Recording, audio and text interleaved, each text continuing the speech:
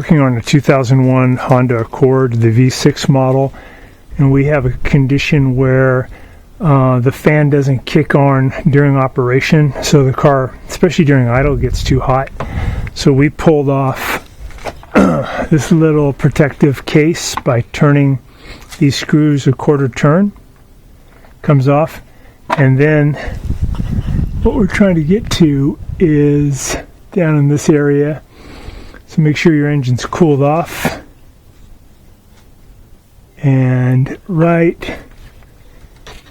where my finger is the mechanical thermostat, and there's a coolant sensor right where my thumb is here, if you can see it. And there's an electrical connector I'm going to push in with my index finger to pinch it. And I'm going to wiggle it off. That's the electrical connector. I'm going to put a 24 millimeter socket over this. I'll turn left. I'll have my new one ready to go because when I remove it, coolant will come out, and I want to be able to just screw on the new one pretty quickly. You can also drain some of your coolant prior to doing this and then put the coolant back in or add new coolant. But for today, we're just going to loosen it, we'll pull it off, and we'll spin a new one on.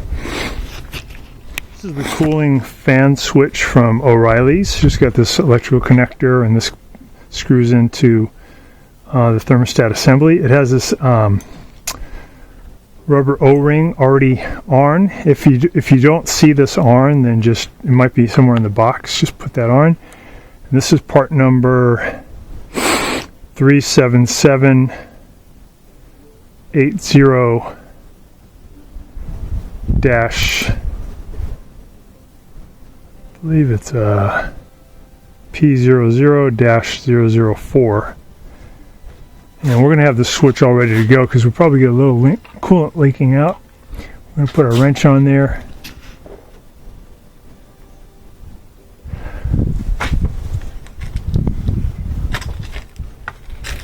Slip that into position. There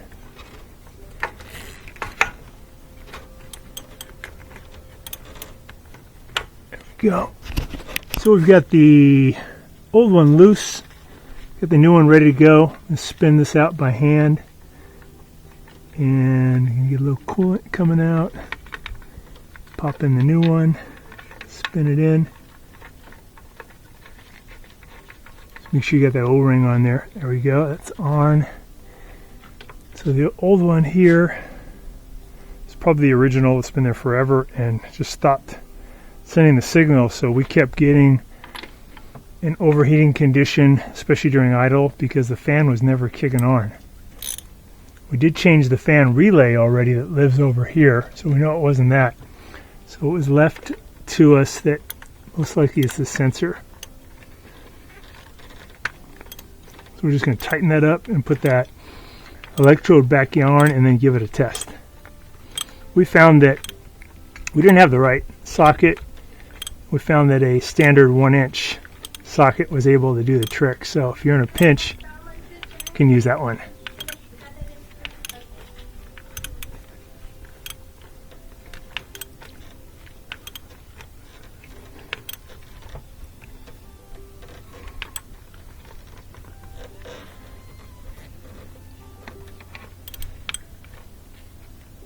So you do want to get it pretty tight. So you don't want the coolant to leak out. In our case, when we removed it, there was very little coolant that tried to escape, so I don't think you're going to have to drain your coolant first. I don't think you need to do that extra step. Alright, that's on tight. We're just going to take that little electrical connector and put it back on. And if you finagle it around, it'll only fit on one way, so keep playing with it until it just slides on. Make sure it clicks. And we're going to put this little protective cover back on. Get in position. These little guys will just spin.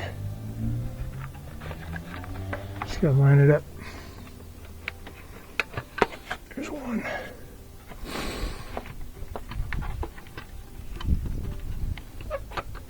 There we go.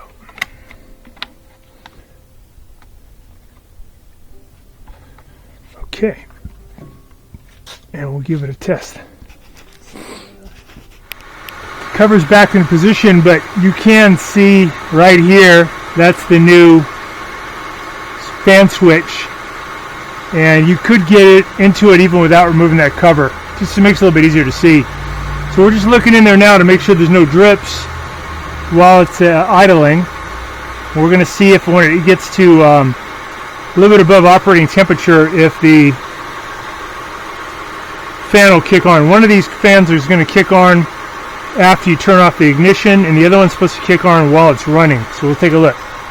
So the fan just kicked on, and on our gauge, it's about almost halfway up on the temperature. Fired up. So that's what it was. It was the sender. Before, when we would idle, it would get way up here, way too high. So pretty cheap part, easy to do, and it'll cool your car back down. And it's kicked in. Now the sender is telling it to cool down. It's cooling down. That one will kick in if you use your air con, and this one will kick in, cool your engine whenever it's hot. Even when you turn the car off, this one will kick in sometimes to cool it down. Thanks so much for watching our video. We really appreciate your support.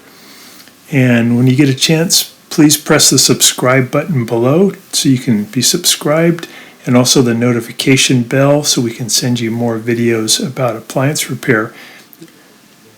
Please also give us a thumbs up if you enjoyed the video. If you really liked the video and it really helped you, please press this new applaud button and you can show your support and also get a nice clapping hands for your video. Thanks again.